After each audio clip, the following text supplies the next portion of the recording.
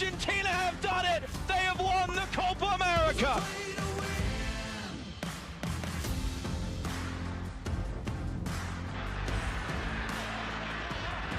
James with the pass. Conrad deflects. Allison came out late. Goal! Colombia have tied it. Munoz 1-1. Unbelievable goal there by Daniel Munoz coming in from the right side. Good hold-up play there by John Cordoba, who gets it over to Munoz right in his path, and what a finish. Actually, excellent digging out of a potentially bad pass there from James Rodriguez, but it leads itself to a goal, and that makes it 1-1. And welcome into Fox Soccer Now, presented by Geico. Whatever you need, get more with Geico. I'm Jimmy Conrad alongside Melissa Ortiz and Wes Morgan.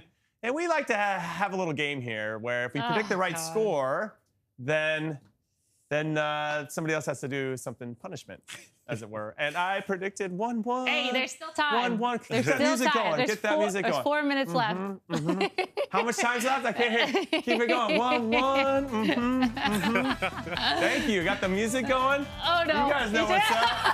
I don't want to see that, Jimmy, please. Maybe that's punishment for everybody, seeing me dance. I don't even know. I think so. But we're having fun. We got a couple minutes left. As it stands right now, Colombia would finish on top of the group, so they'd avoid Uruguay in the quarterfinals. Brazil would finish second, and they would not avoid Uruguay. They'd have to play them in the quarterfinal, and that would be a tantalizing matchup.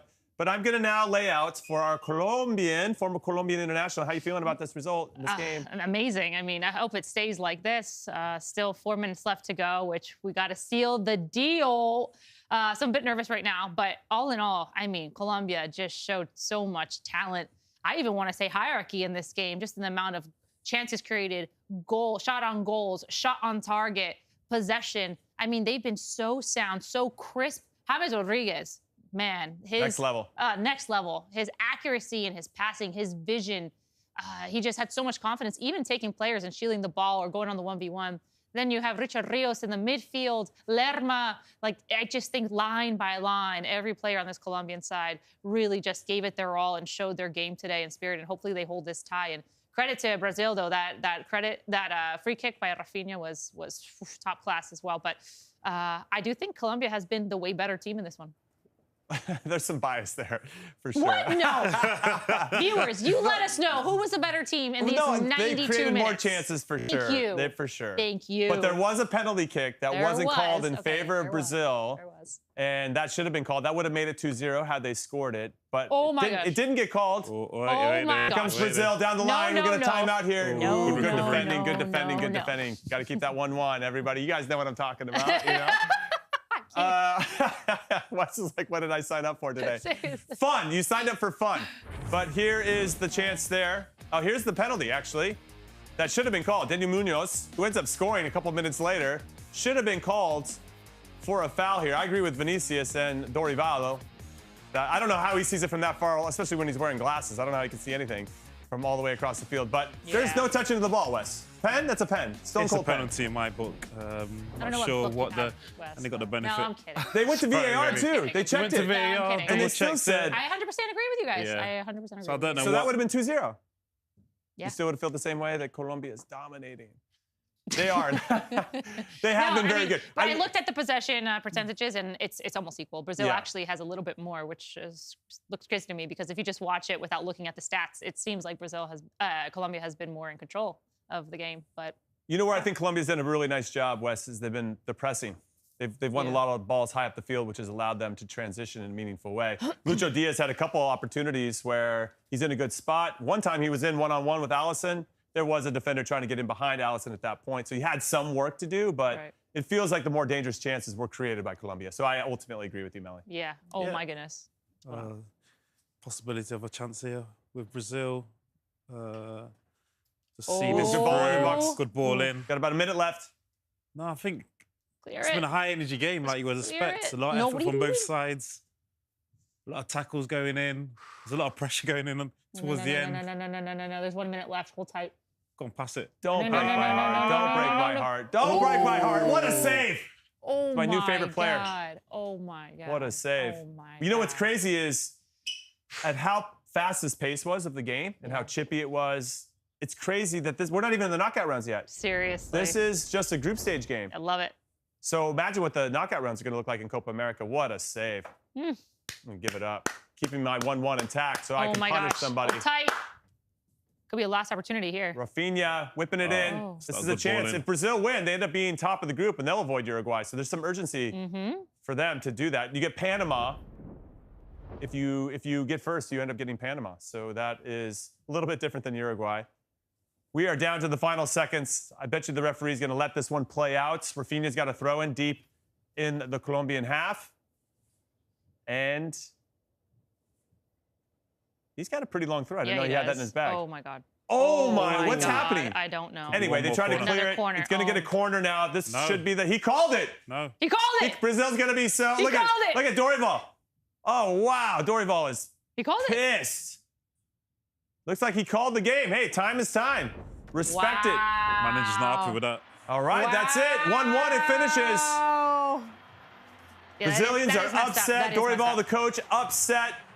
Colombia does not care. They are now top of the group in Group D. They will take on Panama next. Brazil's got to be really thoughtful here, because if they get any yellows, they could miss the next game. You know how I feel about that? Uh-oh. Wes,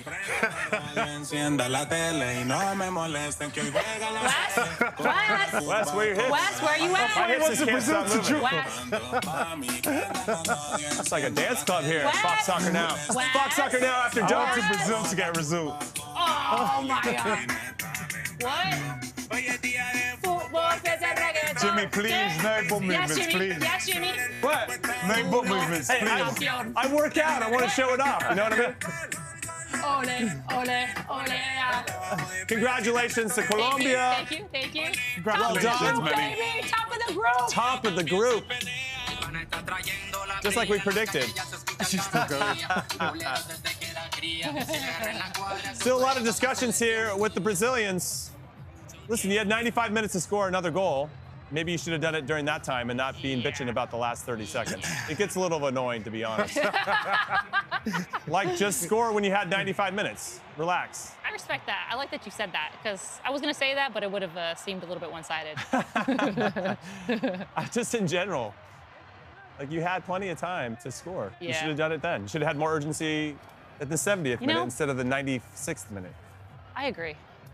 But, wow, guys, top of the group. Congratulations. Well done, congratulations. Congratulations. Let's go. Is that 26 games undefeated? Yeah. You know who you should be worried about now? Panama. No, but seriously. 26 game unbeaten. Don't give that Panamanian juju on us, like on U.S. Listen, you get an early red card, and you've got to watch out for that Panamanian team. Yo, for real. Yeah. So can we talk about James Rodriguez a little bit? Because as you mentioned in the pregame show, and as it's been shown over the last couple of years, not so great with his club team. Kind of goes in and out. You'll see flashes of his brilliance. But when he puts on the yellow jersey, or any jersey that says Colombia on it, he is another level. He is so good. And it makes me wonder if he could just play for his national team full time. Oh, I'm sure he wonders that too. I'm sure he would love to do that too. Yeah, I mean, at the club level, he's struggled so much. Whether it's mixing with different coaches, style of plays, just being unlucky, getting to clubs that just don't give him that confidence that he needs, or vice versa, I don't know. But it seems like, you know, ever since Real Madrid days, whether it was at Bayern, whether it was at Everton, whether it was going to the Middle East, whether it's in Brazil, at Sao Paulo, it just hasn't worked out in his favor for him on the club level, which is so disappointing, because he's such a class player, top class player, as we've seen so far, not just in this game, but in all of Copa America, and even in World Cup qualifiers, even in the friendlies. And man, he's due for a big contract, I think, after this tournament. What's interesting is I'm sure all of his former clubs are like, why couldn't he just do that for us? Oh, yeah. Consistently. Yep. Because I'm sure he showed it at times. I know he showed it at times.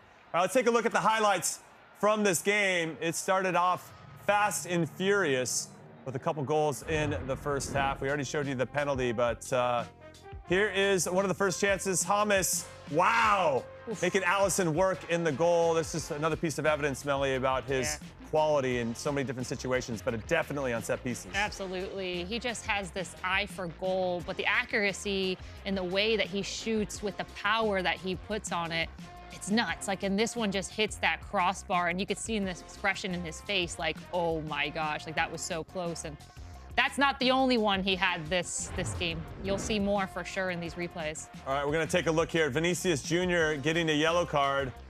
And if you're doing the math at home or been paying attention, that means that Vinicius Jr. is going to be out for the next game, Wes. That's a big loss for Brazil against Uruguay. Yeah, that game against Uruguay is going to be absolutely massive. You need the best players. Vinicius Jr. missing that one could really affect their chances of moving forward in getting to the semi-finals. So it was a big moment of the game. All right, here's a good chance for Rafinha, who might be one of the players that's selected in place of Vinicius Jr., though it looks like they might go as Savinho. And a little work to do there from Bruno Guimaraes. Didn't get a lot on it, but still made them work, and Brazil gets a corner. But speaking of Rafinha, he stepped up and saw what James did earlier and said, whatever you can do, I can do better. Do you think the goalkeeper should make the save here, Wes? Well, he's got a hand to it. You know, I'm always, when I see keepers get a hand to it, I think you should keep it out. You know, there's a lot of power behind the ball. I don't know, the keepers work day in, day out in these scenarios and these type of saves. Maybe it's harsh, maybe it's a little harsh. Maybe it's a bit harsh. You know, like I said, there's a lot of power on the shot. But I think if you get fingers to it, I feel like he's there. You see the best keepers keep those shots out with fingertips. Is it the acceleration off, the jump that maybe, he didn't jump off quick enough? Fantastic free kick, though. Yeah, we'll take a look here. This was the goal that Colombia scored. They ended up ruling it offside on Davinson Sanchez. He's given the finger wag that he was not, but somebody was. They went back and reviewed it. It actually took them a little while to get this one, but they correctly, I don't know, maybe you can judge at home if you think it, but slightly offside here. And Colombia, though, a signal of intent that they were going to be a force to be reckoned with in this game, Ellie. Yeah, they were continuously knocking on the door of the Brazilian goal.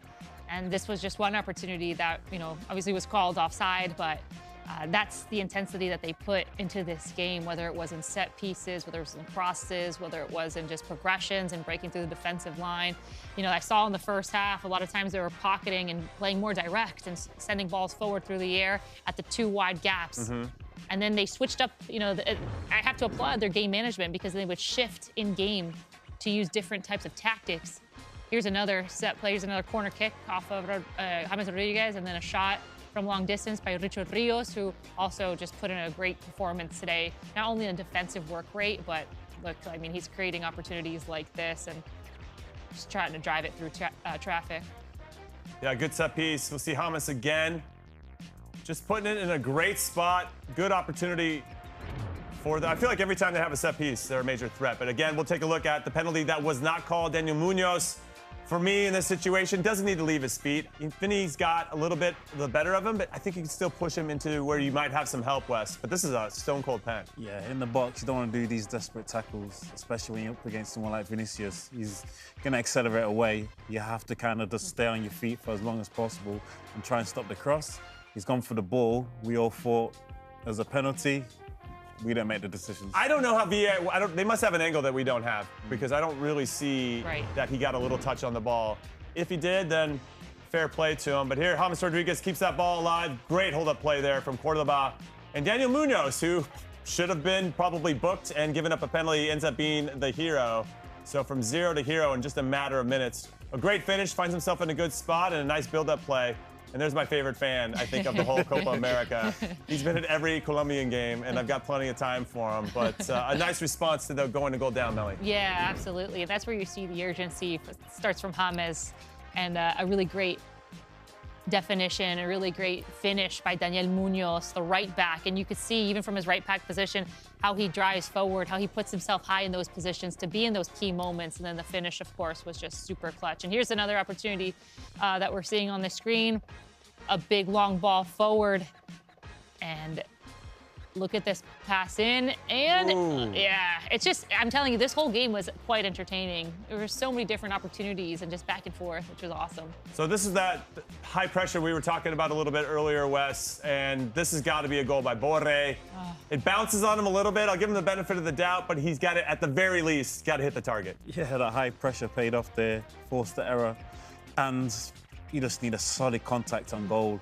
I know it's bobbling, I know it's not flat, but at this level, you want to be in the target. It's just outside the 6-yard box there, so I'm not sure what happened. It's a big chance for them to win the game. Yeah, and I think Melly's right. On the balance, the more dangerous chances, I thought, fell to Colombia. And they created a lot of those just with some good intent and playing on the front foot and trying to make things happen. So we'll see if they can carry that over in their unbeaten streak into the quarterfinals. They'll take on Panama later this week. All right, let's take a look at the bracket. We talked about Panama. We've talked about Uruguay. Let's see what it all looks like. We're down to our final 8 teams of Copa America. It's all set. Both tournaments this summer are set with quarterfinals. We're down to our great 8. Top left corner, we got Argentina taking on Ecuador.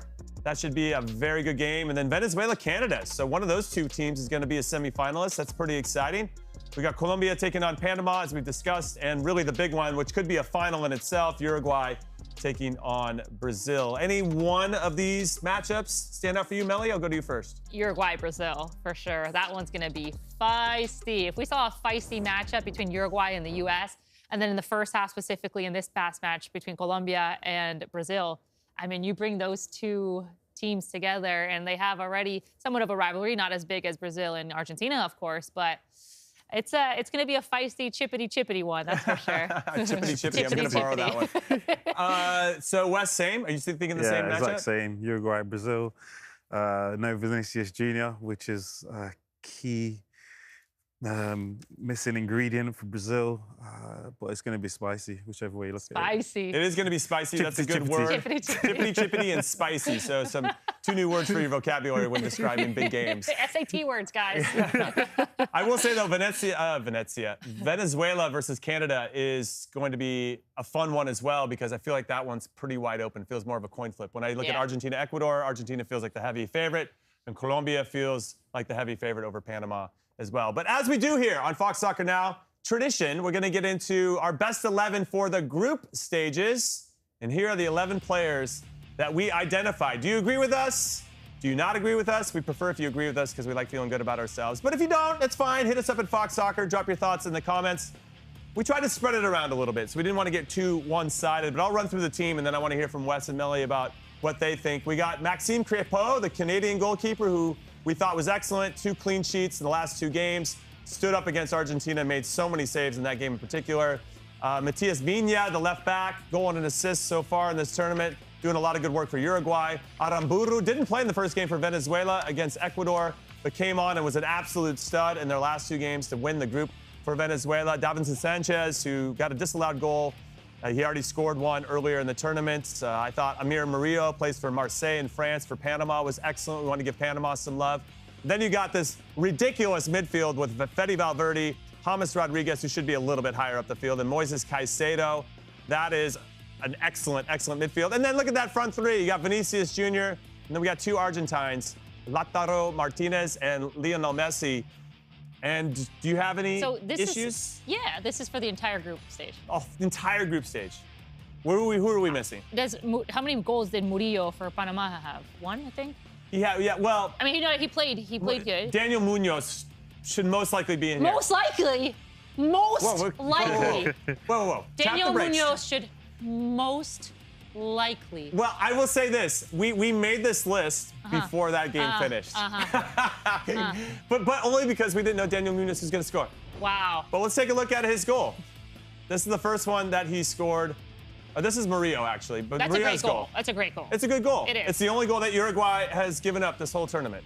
Kudos to him, kudos to Panama, and kudos to Murillo. But Daniel Munoz, I told you, we're trying to spread it around. Panama doesn't have any other representation, and they got into the knockout rounds. They should have somebody in the team. Wow. All right, I see how it is, Jimmy. How many Colombians can we have in our best 11? Wes, how about you? Anybody? Jimmy, I don't know. Munoz didn't get into the team. Okay, here we go. The pile-on is real. Yes. I thought there might have been space for Rondon. You know what? I'll let you guys write a strongly worded letter to our producers about your choices. Dear Sullivan Rondon's a good shot, too, for Venezuela. But Lautaro, but he's the Golden Boot leader right now. That's true. That's true. So maybe we should change the shape. Okay, now what's the shape? You know what? Next time you guys can make the best 11. Unbelievable. Unbelievable. But yeah, Lautaro finds himself in good spots, and he's been excellent. And even when Messi didn't play against Peru, he stepped up and scored a couple goals. Do you think he'll end up with the Golden Boot, Melly? Yeah, there's high probabilities that he can. Yeah, if he keeps in this form, in his goal-scoring form. I know it sometimes in his career, he would get in front of the net and not be so clutch and clinical. But now lately, he's been really clinical when he finds himself in good spots. I think as long as he keeps starting, where he gets more time on the pitch, so he can get more opportunities. Yeah, but if you look against Ecuador, it's a prime opportunity to try to do it. And if they get into the semifinal, they should get some opportunities against Venezuela and Canada as well. And speaking of Canada, I had the opportunity to talk to their head coach, Jesse Marsch, just a little bit earlier today, and it was a fantastic conversation. So let's take a look at it now. All right, Jesse, let's talk about that schedule that you started with when you took over the Canada job. You had the Netherlands, you had France, and you had Argentina. What were you thinking heading into those games, trying to implement your style and philosophy?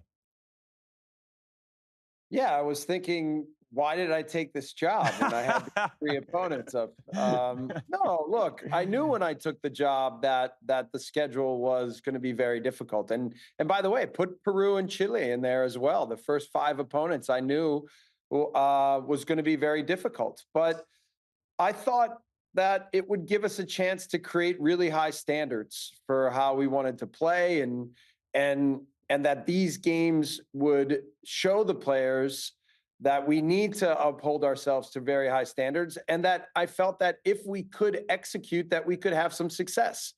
And so we did, and we didn't win any of those matches, but I think, we had major portions of all 3 of the matches that we looked really good, and we were organized, and we played the way we wanted to play. So I think it created a really good foundation for us moving forward. I think what's impressive about what you've done so far in your short time in charge is the fact that you haven't given up a goal in the first half. So there's something that you're putting in place that the players are obviously buying in on. And I love the Argentina game in particular. I don't know if you can speak upon that, where you went right at them. And I don't know if there'd be a lot of teams that would have the courage to do that, but I really appreciated and respected that approach, because I think you learn more about your team if you go for it, as opposed to just sitting back and never really getting your vulnerabilities exposed.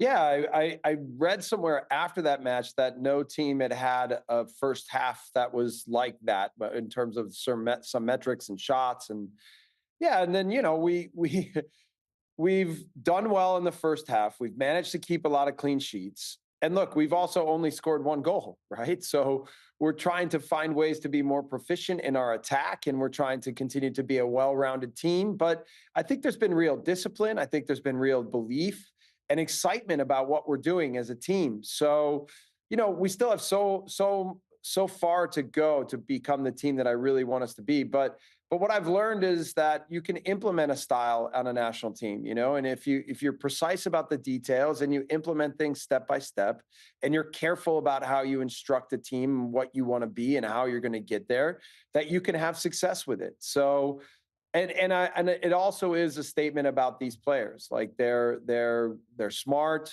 their desire to learn, their desire to achieve and become the kind of team that we are trying to build here is at a really high level. And in a 1-month time period, we've come a long way together, and we've come together in a really big way. So I think it really is exciting for what the potential could be for the future. No, I'm excited for you as well. You can tell there's a real buzz around the team, which is in large part due to you and what you've implemented. But how do you solve that attacking issue? 1 goal in 5 games, as you said, and now with Tejan Buchanan apparently having a leg injury, and hopefully he'll be okay sooner rather than later. How do you solve that part of the puzzle? Yeah, I spoke with the team today, and I showed them video, and I showed them a lot of the transition moments and moments that we had with the ball where we're creating chances, and we're having the right behaviors, and we're committing to try to do the right things in the last third, and it's going to come. I have no doubt. And maybe it's in the form of a breakout game, or maybe it's just in the form of the momentum building as we continue to grow as a team. But this is has a team with a lot of attacking weapons. And I know from coaching good players and coaching this type of football that over time, the law of averages is that we will score plenty of goals. So that part I'm not too concerned about. And I love it. You guys got out of your group, so congratulations to that. You're taking on Venezuela in the quarterfinals. How do you prepare for a team that has a ton of confidence right now? And obviously, you've taken down or competed against quite a few top teams, but this is one that's feeling pretty good about themselves and doing well in World Cup qualifying as well, as they start to have a bit of a renaissance as a national team. How do you manage Venezuela? Yeah, I think it's going to be a dogfight, but it's a team that has talent, that has physicality, that also plays with a lot of tactical discipline, is very hard to score against. And you're right, is in a really good way right now. So, we know we're in for a tough match. We expect them to be at their best in this game. We know it's a big moment for both teams, and we're excited about it. So more than anything, we just want to be ready to go out on Friday night and deliver our best, and then see how it holds up in a moment like this. Okay, well, I don't think a lot of people had Canada and Panama as the two CONCACAF teams to get through to the knockout rounds on their bingo card. So how does it feel to have Canada in this position and to see your rivals, the U.S. and Mexico, not making it this far? Yeah, I think we're proud of what we've accomplished in a really short time. And I think there's real excitement in Canada about the team and the way we've played, and the fact that we've been able to move on in our first Copa America ever, that we've been able to emerge out of the group stage. And so there's also, that comes with that, I think, a real hunger to keep this thing moving forward. So we're not satisfied. We're really happy, and we believed in ourselves, and we knew it was a tough group. But we've stayed disciplined. We've committed to the way we've wanted to play, and we're going to continue to do that. And we're hopeful, and we're excited about the challenge of what Friday night will bring. And all our opponents have been CONMEBOL South American opponents, and it's a certain type of football that you have to understand. There's a certain competitive edge and will on the pitch that's a little bit different than when you play teams from other regions. And I think our team has adapted and learned and grown so much from those experiences, and we'll need that again on Friday.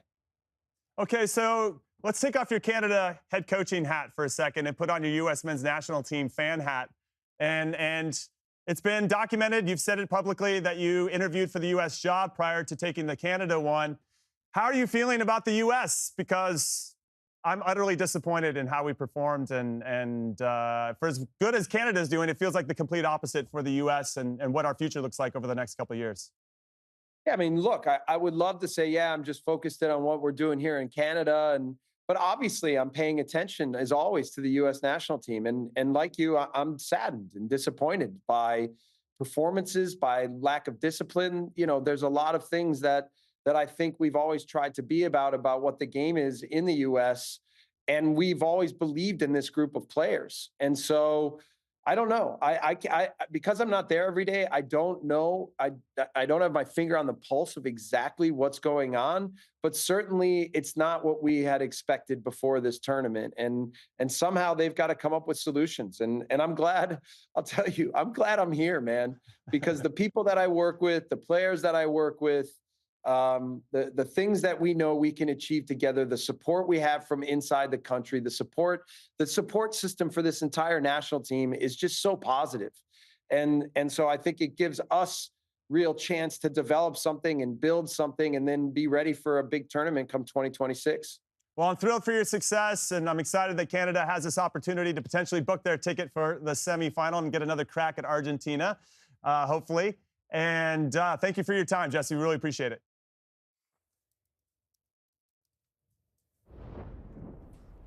Thank you so much to Jesse Marsh for giving us that time. Obviously, Canada, the first ever Copa America, Melly, and they're into the quarterfinals. Yeah. Pretty impressive, all things considered. Yeah. And they actually have a legitimate chance getting past Venezuela, who, they do, on their day, they could beat them. They could. You've seen Jesse Marsh's style implemented into Canada. Stop making me crack.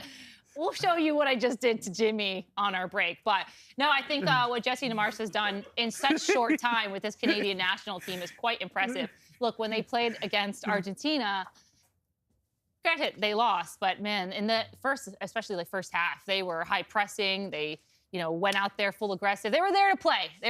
And essentially, that's what I've appreciated of Jesse Marsh's attitude and implementation of his tactics and system into this Canadian national team, knowing that there was time limit, only a month to work with this team and go into Copa America and get out of the group. That's impressive. I got to applaud that. So, Wes, I want to come to you with regard to them only scoring 1 goal in his 5 games in charge. And now with Tajon Buchanan, apparently it's a broken leg. He's going to be out for the next 6 to 8 months. Hopefully a little bit sooner he'll come back. Do you think, where do you address that as a coach? Because you're clearly doing something right on the defensive side of the ball, right? You're doing enough to get through, and you're getting the results that you need. But you can't 0-0 your way into a final. Well, maybe you can if you're Italy from way back or whatever. I don't know. But what would you suggest?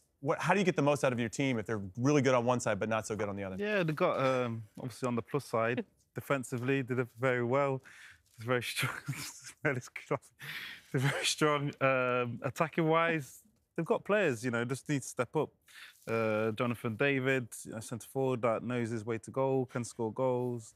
Alfonso Davis, Larin, Eustakio, lots of players there that just need to get the best out of them. They've got a good chance of getting to the semi-final. I'm sure they'll look at the Venezuela game and think they're beatable. So I know the semi-final is more within their grasp, and yeah, they'll face Argentina, Ecuador after, if they make it that far. Okay, I mean, Venezuela's probably looking at Canada the same way, too. Like, oh, we got a chance here to get to the semifinals. And I actually think that could play into their favor. Yeah, right? It could be a flip of a coin, but I think Jesse Marsh and his team should fancy their chances. Yeah, this is going to be a great game. And now Melly's got something to say about some prank they were trying to pull on me. Go ahead, Melly, take it away. Tried. It was fully executed. Fully I tried to do this. I tried to have it in the pregame, but the other day, Jimmy Conrad pranked me. Well, not just Jimmy Conrad. I want to say the whole production. So eyes open, everybody. Eyes open. So let's see what I did. Yep. I What is going on? put aguardiente in Jimmy's water bottle. Which is like drinking gasoline, by the way. Look at it. You can hear me laughing. What is this? You got to get your cackle down. Well, guess who gets the last laugh? I do. Let's go over to the punishment wheel because I got the exact score. Let's go. And I was not going to pick Melly this time around, so I was going to go, you know what? Wes needs to get involved, but you know what? Wes is out and Melly's in. All right, I'm caught. Spin this wheel, Melly. Here we go. Because I got the exact score. I said 1-1, and it was 1-1. Colombia and Brazil. Spin it so that you can get punished, All right. and we will enjoy your punishment. God. 1, 2, 3. I'm hoping for something we haven't done yet, Wes. Yeah. And What is it? looking like. What is it? It's looking like water challenge. Okay. Yeah, right. Yeah, you know what? I'll go get my water bottle. No. I'm gonna get my water bottle. No chance, no chance. And we're gonna do the water challenge. What the hell is this sick joke? What is that? A joke that you started. Oh no, we have water bottles. Oh, thank God. Here we go. Here we go. Wait, so I gotta just. So you put it. You gotta have it in your mouth, the water. Okay. And then I'm gonna give jokes, and you can see how many you can last before you spit out the water. Yeah. What am I filling up? Fill what up? You gotta take a big giant swig. Of the water. No, the real stuff. My mouth's gonna turn on fire. That's my mouth was on fire. Go ahead. Ready? Yeah, we're ready. Oh, dude, I literally put the whole bottle in this thing. Oh, I know. I lived it. Mm. Okay. Are you gonna drink it? Okay. Ooh. Well, okay, all right. She's gargling it. That's next level. Okay, here we go. How long can you keep this in without? Here's the first one. What do you call a team of confused players? Liverpool. No? Okay. Where's the best place to buy a new soccer shirt? New Jersey. No, Wes, you got this one. Maybe it's you. What kind of tea does Cristiano Ronaldo drink? Penalty. I like that one. That's a really good one. No, it's not working? What's a ghost's favorite soccer position? Goalkeeper. Here we go. One more? No, one more? Why are swimmers terrible soccer players? Why are swimmers terrible soccer players? Yeah, you're right. They keep diving. Yeah, nice job. Okay, here we go. One more. She swallowed it already.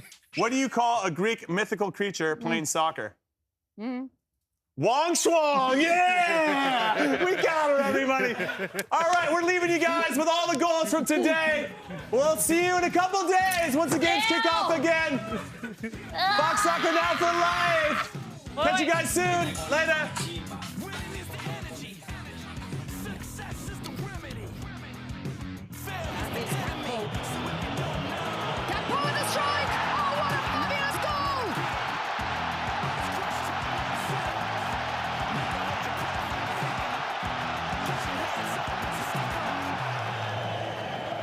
Ex-players, and they should know about tactics, and this is one area that the referee should be strong on. Why don't you get your whistle back out, Mark, and get yourself out? Oh, no! They're in! And the Netherlands have doubled their advantage! Romania... Simons with an important touch onto Marlon. Marlon looking for the runners, and he has a couple. Reinders busting a gut. It's Marlon! Matches when he's not been involved. In goes to Turkey, a corner, cleared off the line, saved it in! Turkey a lead in the blink of an eye, and it's smashed in by Demiral!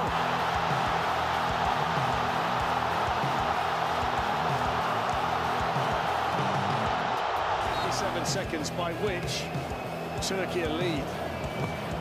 Ardagula's corner, it's a good one, it's in! It's 2-0! And he's only gone and done it again, Demiral!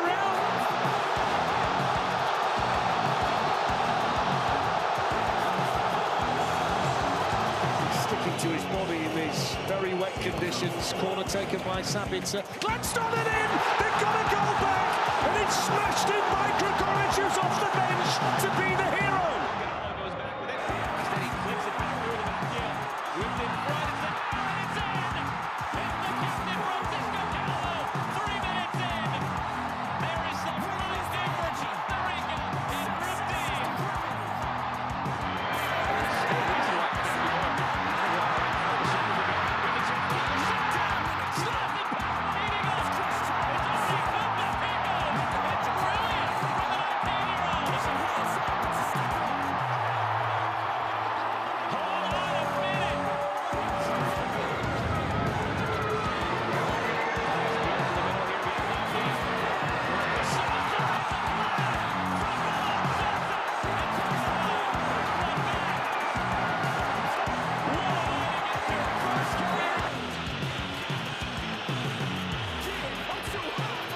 He'll take it!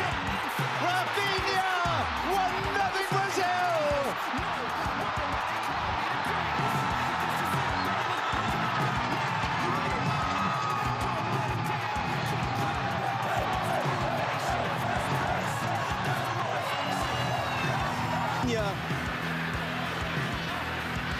James with the pass.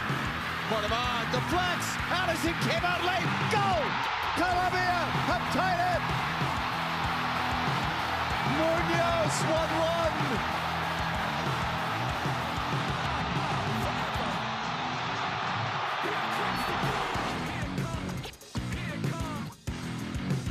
Here